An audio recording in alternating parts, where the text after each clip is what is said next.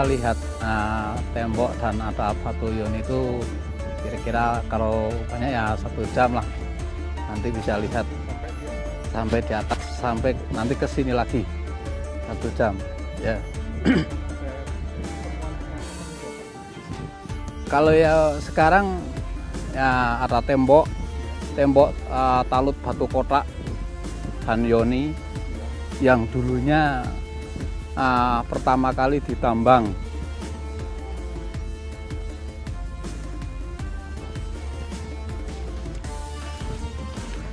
Nah, di sini juga ditemukan talut batu gundul juga. Ini mengarah ke selatan, ya. Entah panjangnya sampai berapa masih kurang tahu. Tapi masih ada batu-batu kotak juga ya.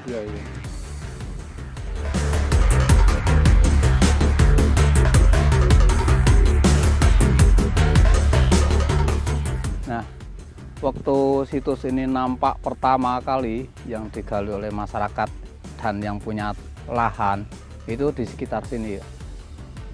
Yang ditemukan itu tahun 2008. Ini yang muncul pertama? Iya. Nah, yang ditemukan itu ada patung Ganesha.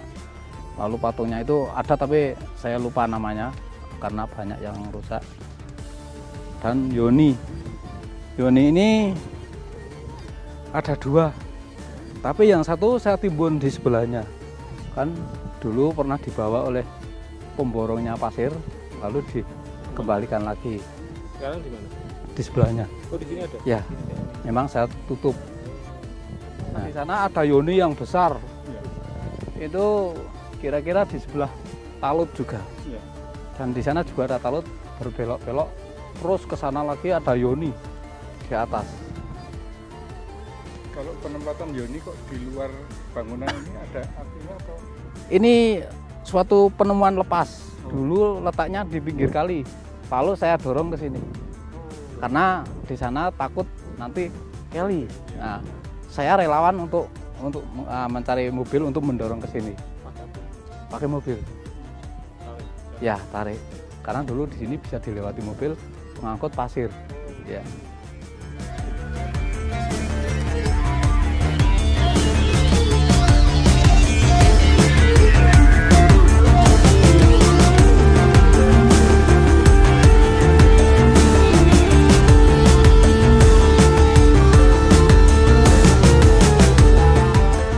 Nah, sebelum situs ini nampak, ini sudah ada.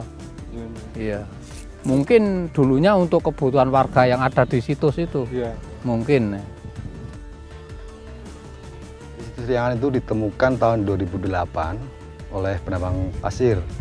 Jadi waktu itu awalnya situs ini merupakan bukit ya, 2 buah bukit yang dipisahkan oleh sungai kecil, Kali Liangan, yang dijadikan merupakan ladang kebun tembakau dan kebun jagung.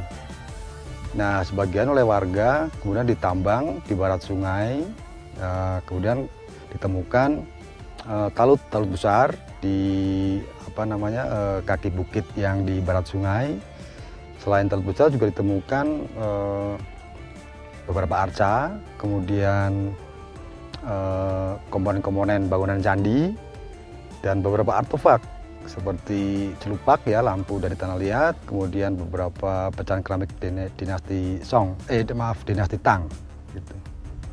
Kemudian awal 2009 kita survei dari hasil survei itu kita berkesimpulan bahwa Situs Liangan ini sebenarnya cukup kompleks dan luas, tidak hanya di barat sungai.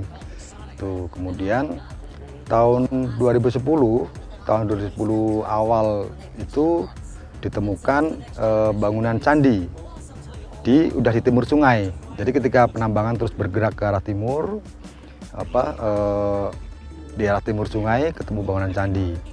Dan waktu ketemu bangunan candi, kemudian kami dari Balai Arkeologi Jogja mengadakan peninjauan, dan dari hasilnya kita simpulkan bahwa apa yang kita duga bahwa situs Liangan ini situs yang luas dan kompleks ternyata benar. Kemudian dari situ kita merancang penelitian jangka menengah pertama mulai tahun 2010 sampai tahun 2014.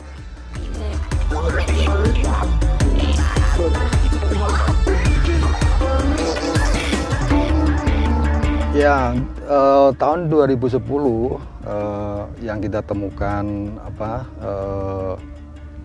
sisa bangunan rumah, beberapa artefak, kemudian struktur boulder, pagar candi, dan termasuk talut dari papan-papan batu, itu menjadi pijakan kami untuk merancang penelitian yang lebih detail, dalam arti kita menelusuri struktur-struktur untuk mendapatkan gambaran tentang formasi keruangannya.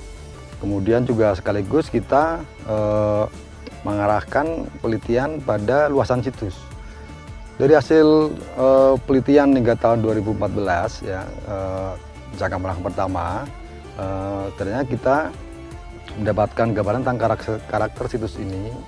Jadi karakter situs Liangan ini termasuk kompleks, jadi terdiri atas area peribadatan yang paling utama, kemudian ada area hunian, dan juga area pertanian. Jadi kalau kita bagi-bagi area peribadatan itu terdiri atas 3 halaman ya. Halaman pertama yang paling bawah, sekaligus halaman pertama yang paling bawah tadi juga untuk area hunian. Karena di halaman pertama yang paling bawah itu kita temukan banyak sekali tinggalan-tinggalan artefak dari bahan keramik, dari bahan tembikar, dan logam, dan juga batu. Dan artefak tadi menggambarkan adanya dinamika keseharian, gitu kan. Nah, kemudian di halaman kedua kita mempunyai 2 buah batur, ya. Dan halaman pertama kita ada 1 candi. Kemudian halaman pertama dan ke halaman kedua itu dihubungkan dengan tangga. Kemudian halaman kedua ada 2 batur. Kemudian ke halaman kedua ke halaman ketiga atau halaman utama itu dihubungkan juga dengan tangga batu.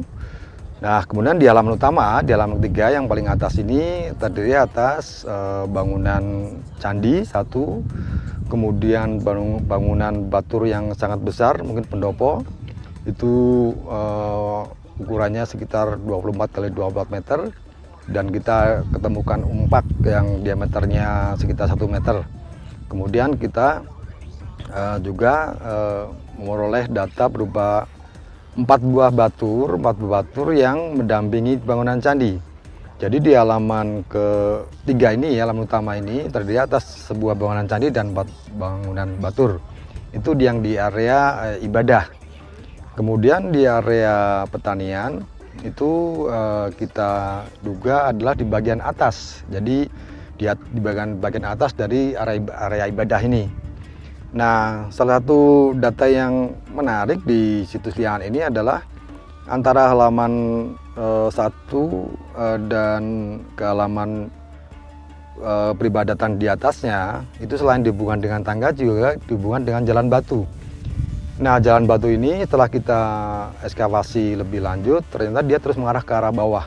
Artinya jalan batu ini memanjang terus ke bawah, kemungkinan ada ruang-ruang lagi di bawah sana gitu. Nah, antara Jalan Batu tadi berada di antara pagar candi dan talut papan batu.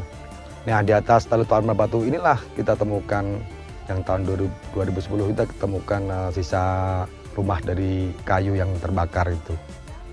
Dan yang paling penting adalah kita mencuplik 4 sampel arang, jadi 3 arang bambu dan 1 arang kayu. Dari 4 sampel tadi kita kirim ke laboratorium untuk analisis pertanggalan, dan keluar 4-4-nya itu